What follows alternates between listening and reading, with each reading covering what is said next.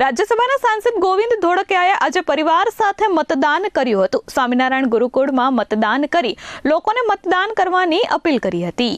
ભાઈ, આજે આ લોકશાહી પર્વ છે અને આજે અહીંયા એટલા શાંતિથી મતદાન કરવાનો જે લાભ મળ્યો એનાથી ખરેખર ભારત માટે, આપણા ગુજરાત માટે અને સુરત માટે ગૌરવની લાગણી અનુભવું છું કે પબ્લિકમાં, પ્રજામાં આટલો લોકશાહીનો મહાપર્વ હોવા છતાં કોઈ ધમાલની, કોઈ ઝંઝડાટની, બધા શાંતિથી આવે અને જાય એ બહુ નોંધનીય છે.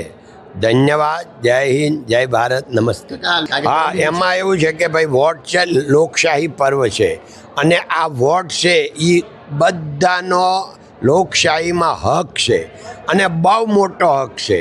એટલે આપણા વોટથી આખું આ ભારત ચાલે છે અને આપણું ગુજરાત ચાલે છે, સુરત ચાલે. એટલે બધાએ 5-10 મિનિટ, 15 મિનિટનો ટાઈમ કાઢીને વોટિંગ કરવું જ જોઈએ. ધન્યવાદ.